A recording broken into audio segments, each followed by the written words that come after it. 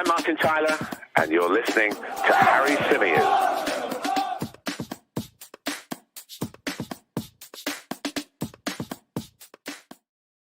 Hey everybody, how's it going? Welcome back along to the Chronicles of a Gooner, the Arsenal podcast, part of the 90 Min Football Network. How you doing? Hope you're well. We're here to look back on Sporting Lisbon 2, Arsenal 2. That game finished around about half an hour ago at the time of recording. So I wanted to jump on and get this podcast recorded and out to you guys as quick as possible. And I've got to be honest, I kind of got mixed feelings around how tonight went.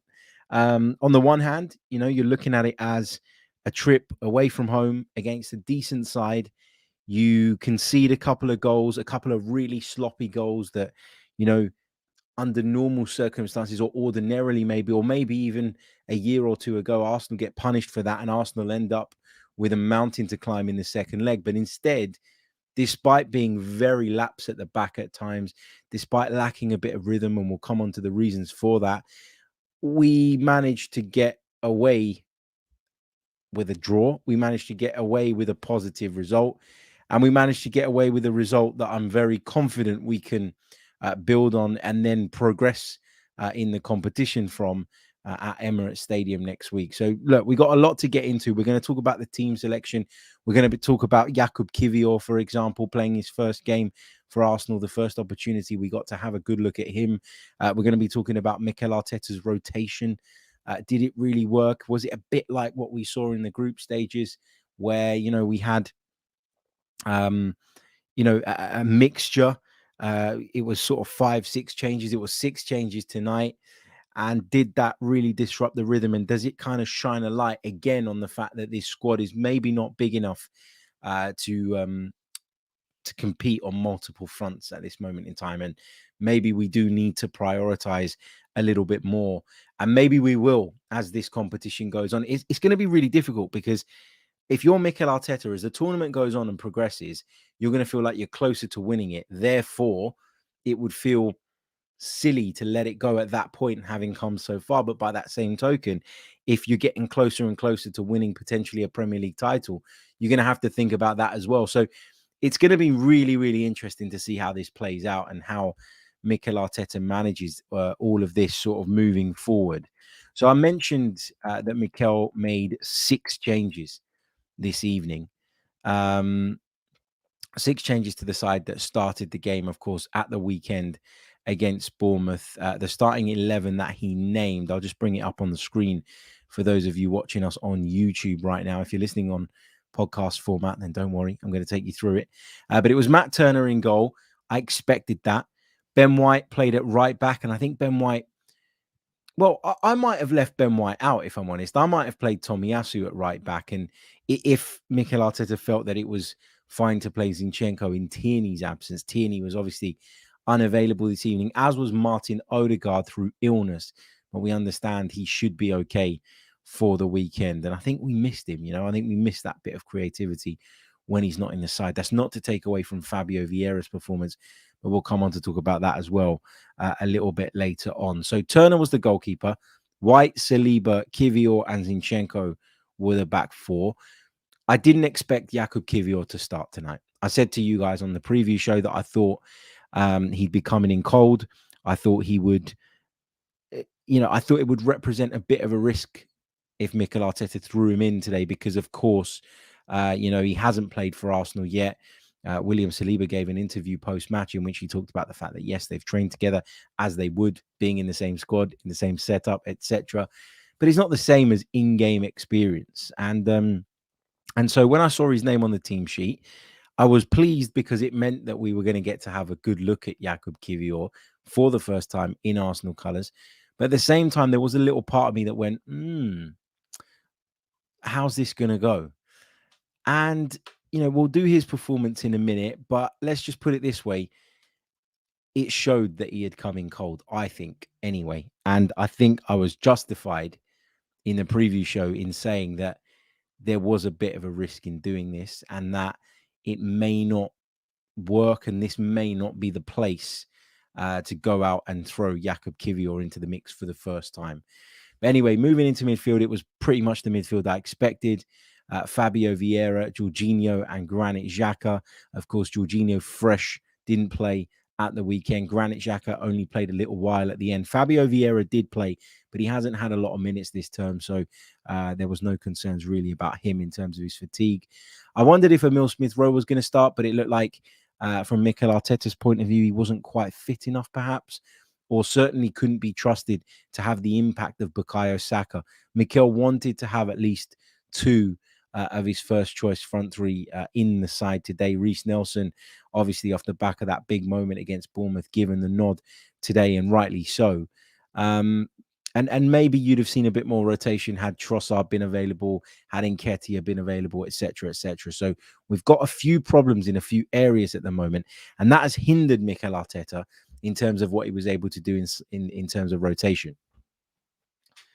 But having said that, we've talked all along this season and all throughout this tournament this season about the fact that Mikel Arteta is a big believer in momentum and wasn't going to make 9-10 changes. That was never going to be the case. It was always going to be 5 or 6 in order to try and keep some semblance of what's worked well for Arsenal so far this season. But within a few minutes of watching the game, so certainly within the first 10 minutes, this reminded me of all of those Europa League group stage games.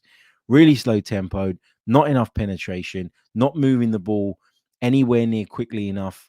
And that lack of rhythm, I think, is down to the changes, is down to the fact that we've taken out some of the most important components of our team in order to replace them with fringe players to try and rest people. And a lot of the time in this competition, as we saw today, even if you don't play that well in certain stages, even when you do give cheap goals away, you still have an opportunity to turn things around and you will still get chances and you can almost crawl over the line. And it felt like that was what we did today in terms of getting the draw. After that first 10 minutes, I started to see some really encouraging signs, though. I thought Arsenal just started to get a bit more control in the game. They were moving the ball that little bit quicker. You could see that attacking shape that Mikel Arteta's side have become renowned for this season, where we kind of push into having a front five at times. Jorginho high up the pitch, trying to dictate things. Zinchenko tucked in alongside him. I thought we looked a lot better at that point. And then we get the goal on 22 minutes. Fabio Vieira's delivery in from the right-hand side from a corner, met by William Saliba, who heads home, and Arsenal are in front, and you think happy days. And between then, and I think it was the 34th, 35th minute when Sporting equalised, you felt like Arsenal were going to go on and win this comfortably. You felt like Arsenal had been able to keep Sporting at an arm's length. And I talked about, in the build-up to this game, I talked about some of their attacking players. I talked about, Paulinho. I talked about Marcus Edwards. I talked about Trincao and what he can do. Pedro Gonçalves, we talked about him as well.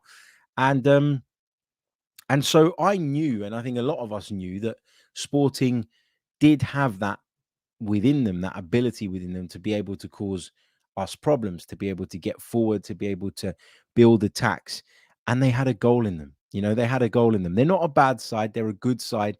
I've said it all along. Yes, their league position so far this season isn't great, but they still have a lot of talent within that squad. And you go away from home in a European tie, you cannot expect an easy ride.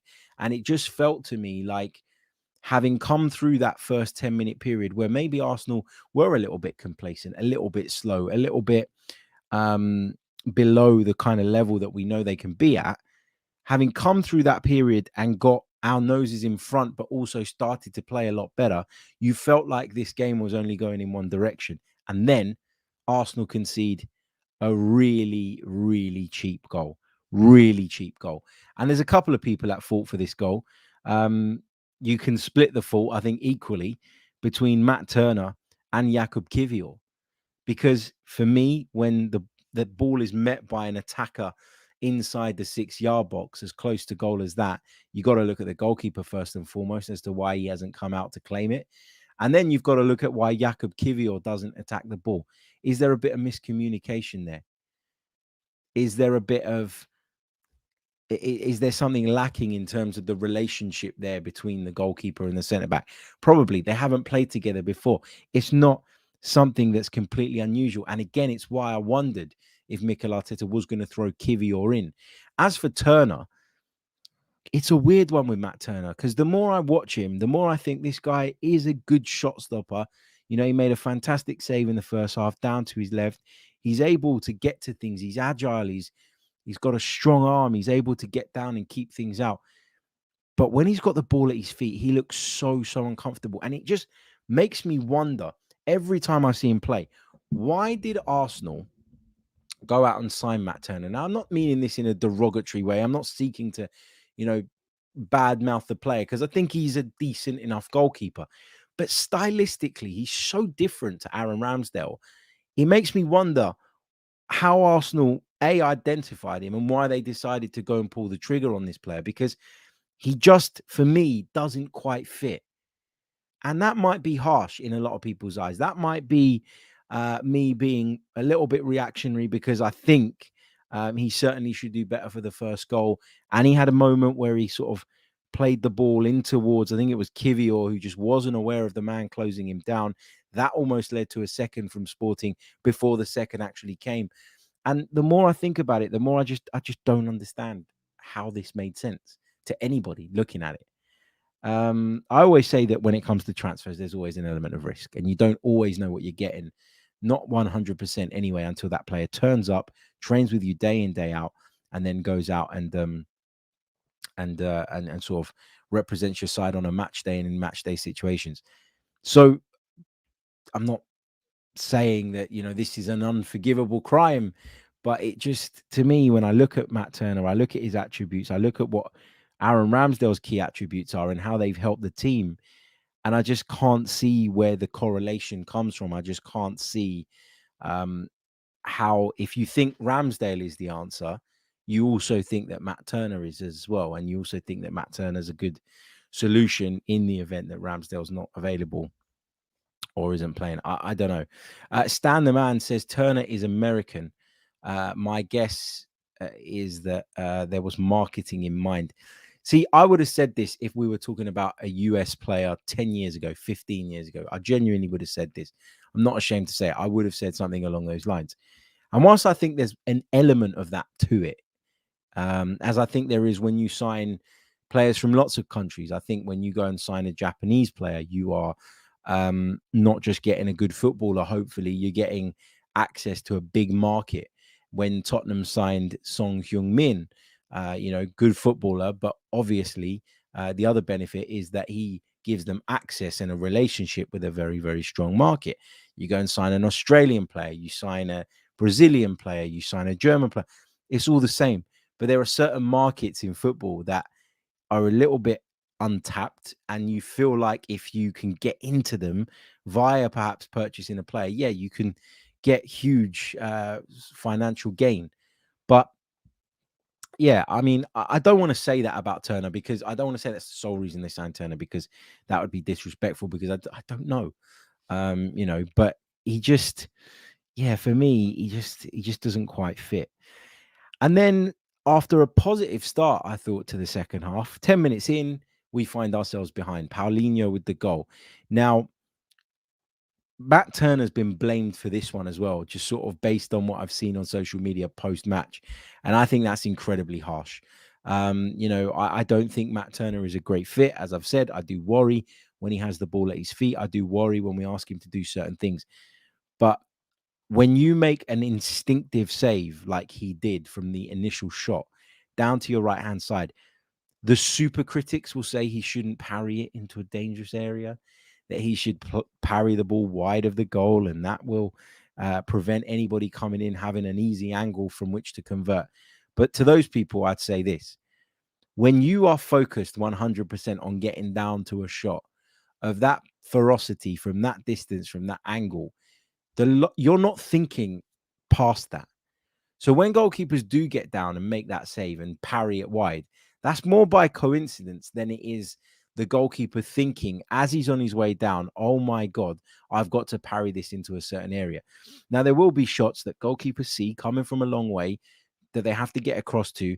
And in those moments and in those scenarios, maybe they do have time to think about how they're going to approach the ball so that they can parry it into a less dangerous area, but not in that instance.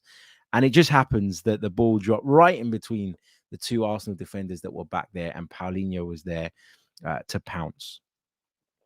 Then Martinelli has that incredible run, doesn't he, as well, which was almost reminiscent of that run and goal that he scored at Chelsea a few years ago. And you're thinking there, come on, get back on it. And what a boost, confidence boost that would be for Gabriel Martinelli. But he takes a slightly heavy touch, I think, around the goalkeeper.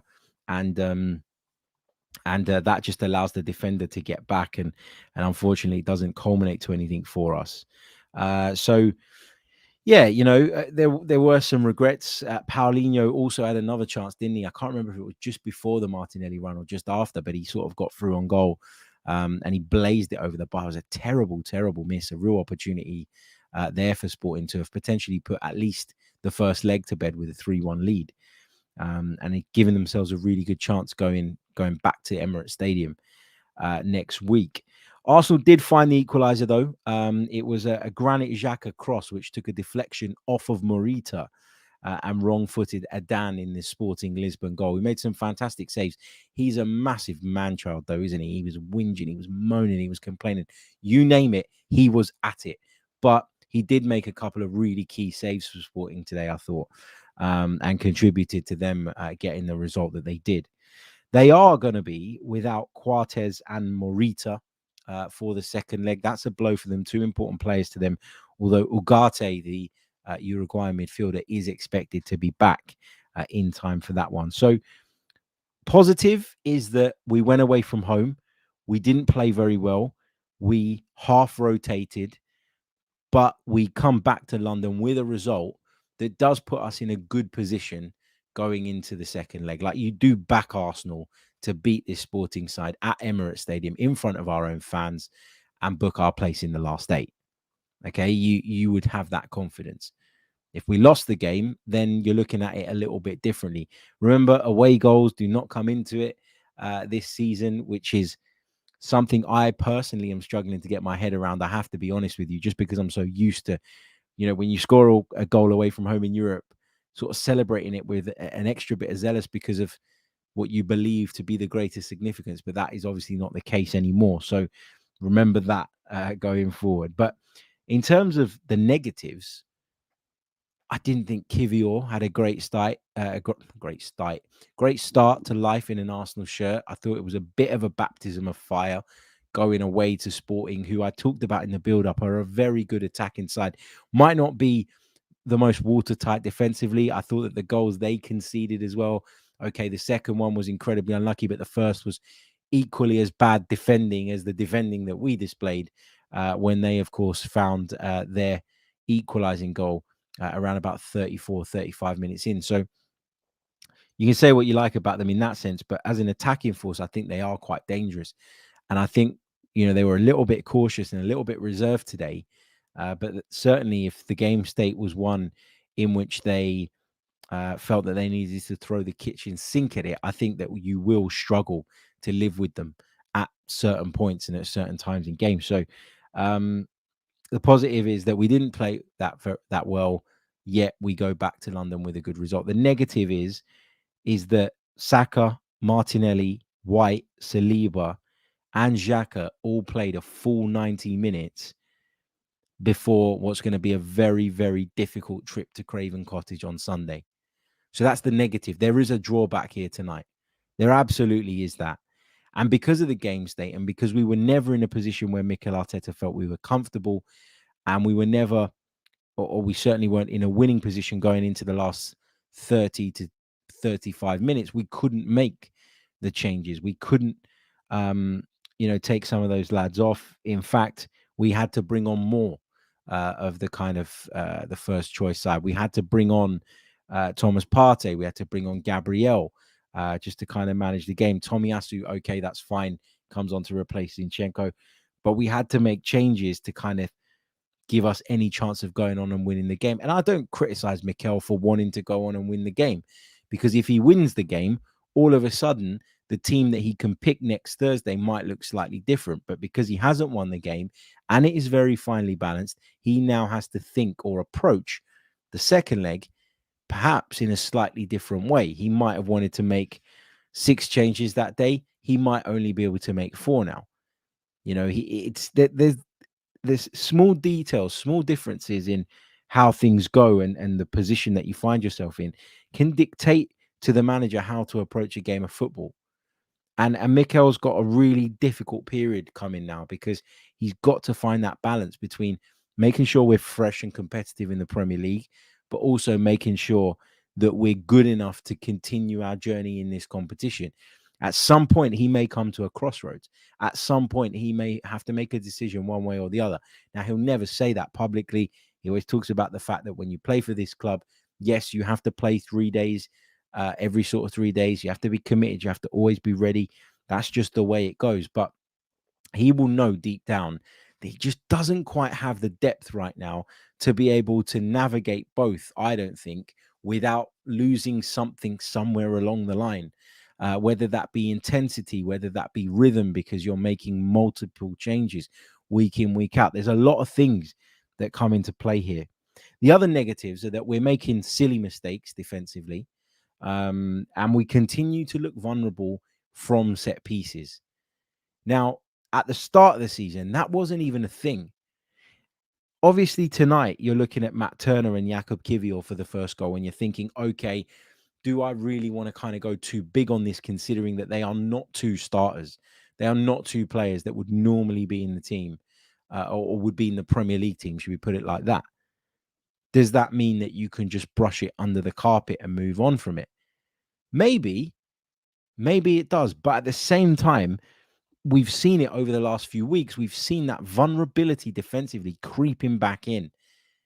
And that you don't win titles by leaking goals. You don't win European Cup competitions by leaking cheap goals.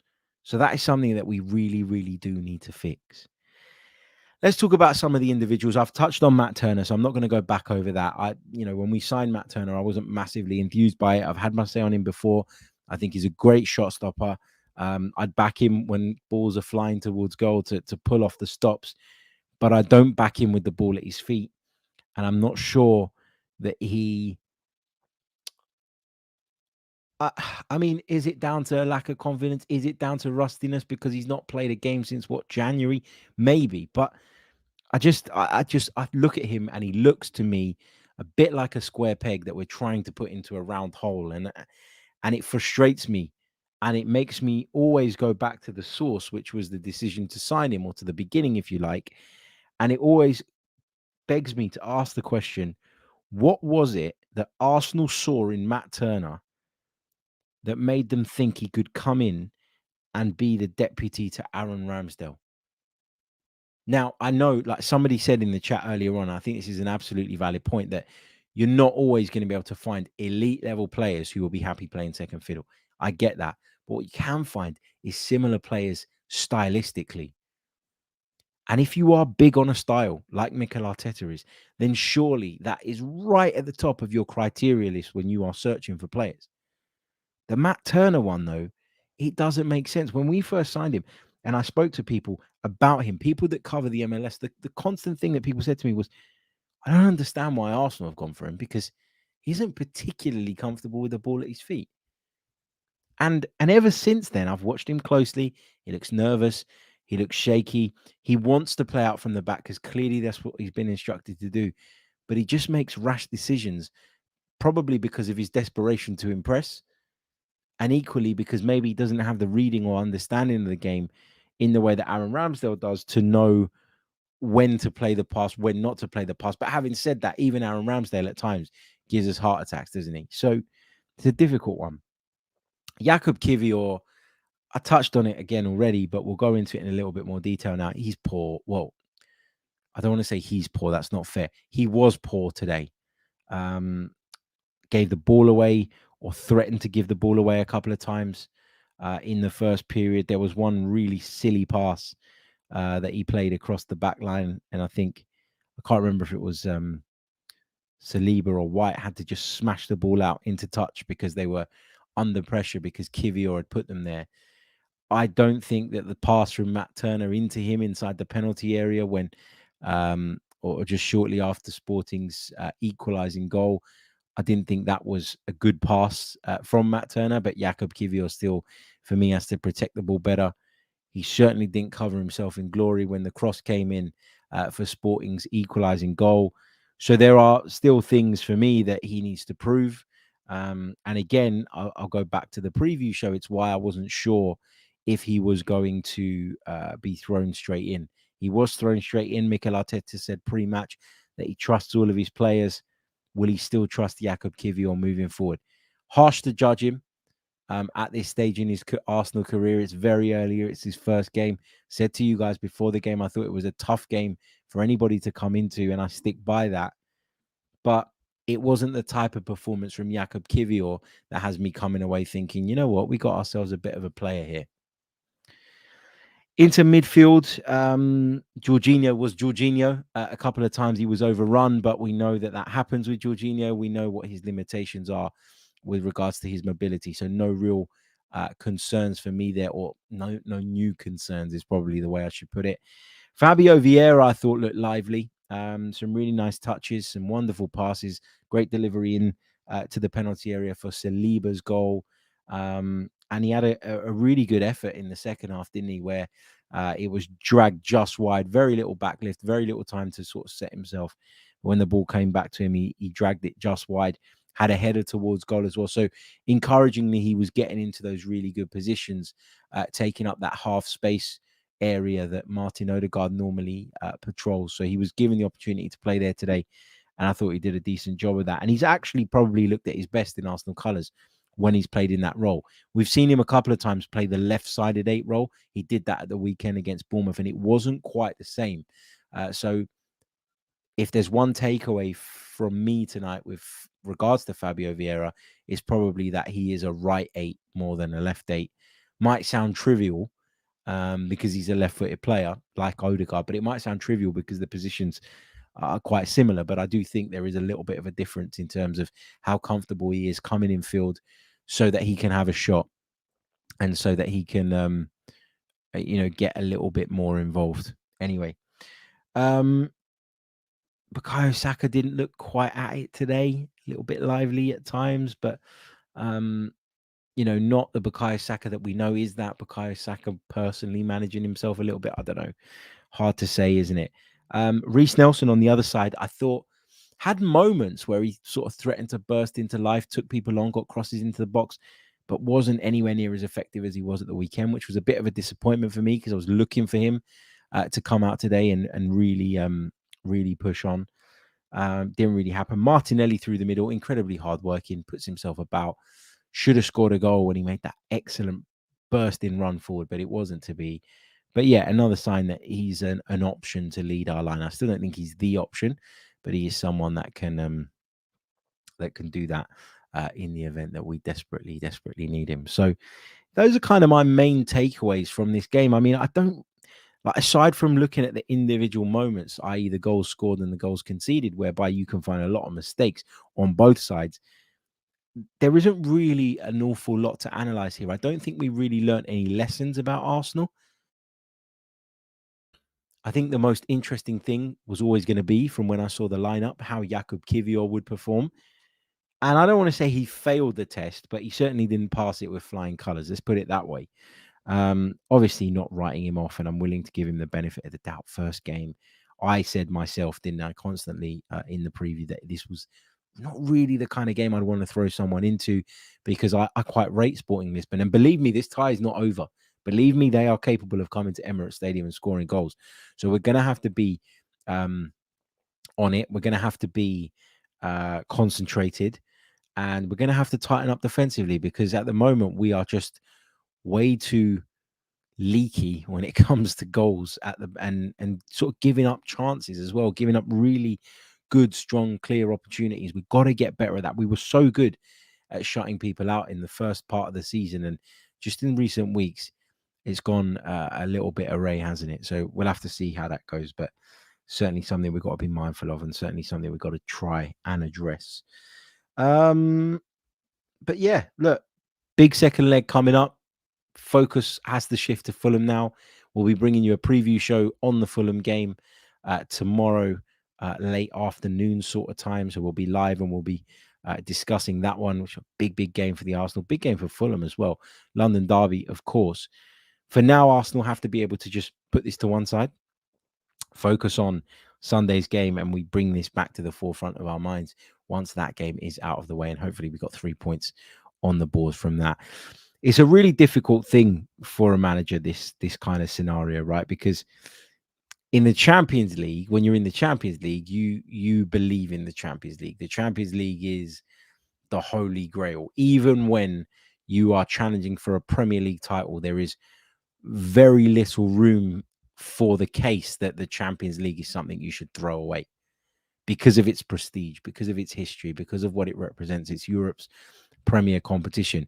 But with the Europa League, you're almost in this weird place where it's good enough a competition or prestigious enough a competition for you to feel like you need to give it some love and attention. But also when you compare it to the Premier League, it doesn't stack up. And so you can understand why Mikel is kind of stuck in this weird place where he's making 5 changes, 6 changes, as opposed to making 9, 10. The other thing is that the squad doesn't allow us to make 9, 10 every single time without really seriously weakening it. I talked about the fact that I wanted to see a bit of balance in the team that he picked, and I think he's done that. But there's no doubt about it. And, maybe I'd almost forgotten about it a little bit. I'd forgotten how drab and dull the group stages were at times because of those changes. But you fast forward to today and you see it again, and you're very quickly reminded of why it doesn't really work and why we're kind of one of those teams where when we rotate, we know that we're seriously weakening ourselves, and we know that, or it shines a light on the fact that we do need a deeper, bigger squad ahead of next season, where we should be in the Champions League, and hopefully we'll be in a competitive position in the Premier League again as well. But you want to have a squad whereby you can make 5 or 6 changes, give your key players a rest, but your level doesn't completely go off the edge of a cliff. And I do think that right now it does go off the edge of a cliff, and it's a big problem. A big problem.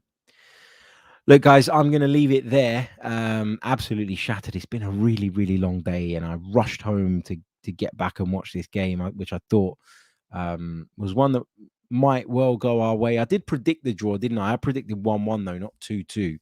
So I was right in terms of the result and the outcome, but not in terms of the scoreline.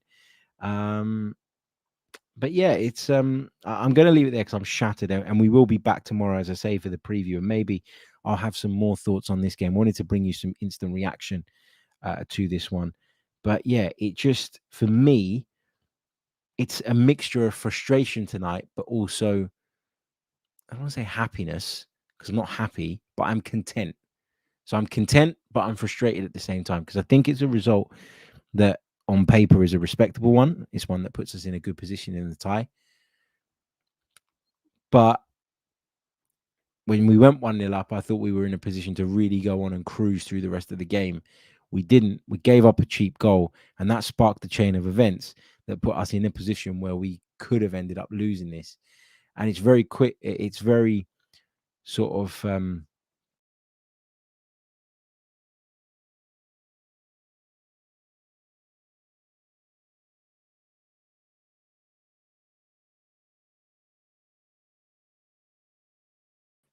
got kicked out of my own stream. I don't know how that happened. As I was saying, it's one of those nights where you've got a bit, you've got mixed feelings. Basically, threw me off my trail of thought completely. An okay result, as Sko says, would have been nice to smash him and rest more players next week. But yeah, it was fine away from home. We should go through no problem. I think that's a good way to sum up how I'm feeling about this one. Thank you all so much for tuning in. I'll be back with you guys tomorrow, as I say. Until then, take care of yourselves and stay safe. All the best. Goodbye. I'm Martin Tyler, and you're listening to Harry Symeou.